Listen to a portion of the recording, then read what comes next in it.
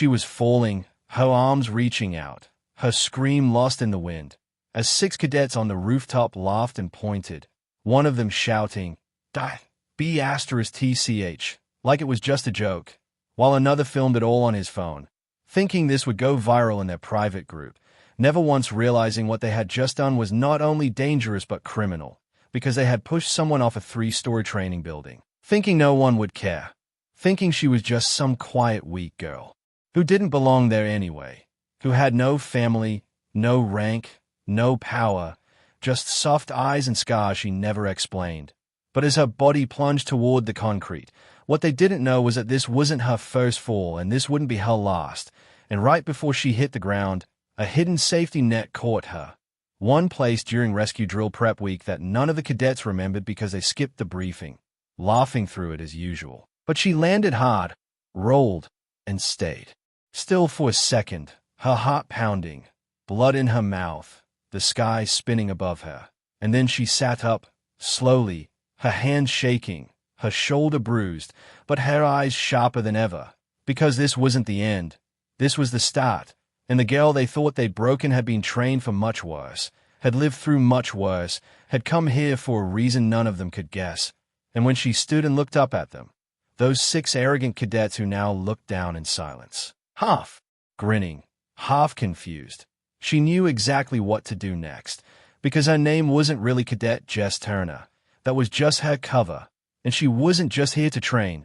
She was here to expose, to bring justice for her little brother who used to be a cadet at this same base last year, a boy with a limp and a soft heart, who died in his barracks under mysterious circumstances that no one explained to her family, a boy who told her over the phone that some of the guys in his group bullied him, non-stop, made him do push-ups in the mud until he passed out, poured water in his boots, left him locked in the gym overnight. And then one day, he just stopped calling, and a week later, a folded flag came home instead of her brother, with a letter that said training-related stress and nothing more, and she had looked those officers in the eyes at the funeral and promised she'd find out the truth. And now she had names, she had faces, she had the rooftop video that showed exactly who they were and what they were still doing, and she had lived through it, recorded every moment on the micro camera sewn into her collar. And when she walked into the base medical bay, still shaking, and told the nurse she needed to report an assault, the nurse hesitated, made a call, and 10 minutes later, instead of help, a base commander stormed in with 2 MPs and told her to keep quiet, said there was no need to cause trouble, said she should have known her place. And that was when she realized the infection ran deeper, that this wasn't just a few cruel cadets, this was a system that let it happen, protected the strong and crushed the silent, and she knew if she went home now, nothing would change, so she didn't cry, didn't argue, just nodded, let them treat her injuries, and went back to her bunk where she pretended to sleep, but in truth she copied every video file to a backup drive hidden in her toothpaste tube.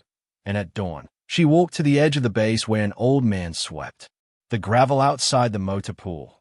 The janitor, Mr. Torres, who had once served in the SEALs decades ago and who had seen everything, heard everything, and said nothing.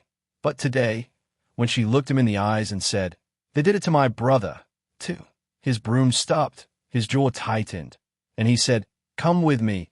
And in his shack, behind shelves of old tools and empty coffee cans, he opened a dented locker and pulled out a dusty hard drive labeled training footage 1, and another, labeled unreported incidents, and said, "I couldn't save your brother, but I saved this." And when she plugged them in, the screen lit up with video after video, trainees tied to chairs, shoved into cold showers, mocked during drills. One clip even showed her brother crying on the floor while someone kicked his side and shouted, "You'll never be one of us." And her whole body shook, her hand on her mouth, and she swore right then that the world would see this, that she wouldn't stop until every one of those monsters was named, exposed, punished. So she sent the clips to 5 major news agencies using secure email.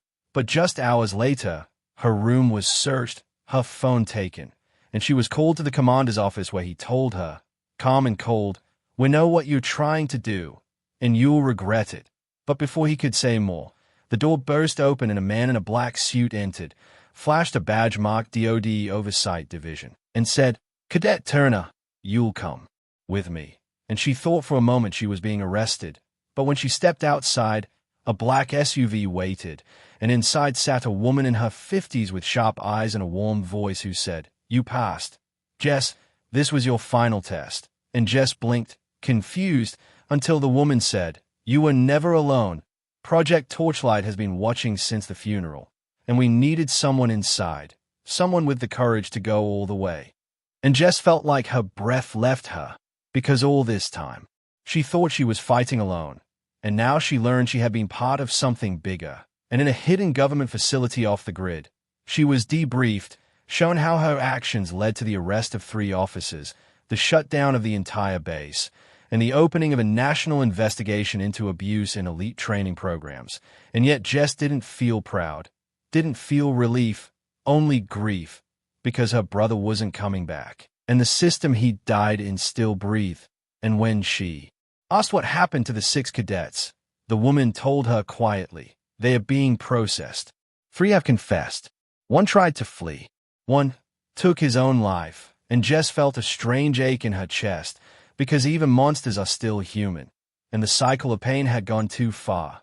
But she nodded, accepted it, and when offered a place in the Torchlight Initiative, she agreed, but with a condition: "I don't want revenge.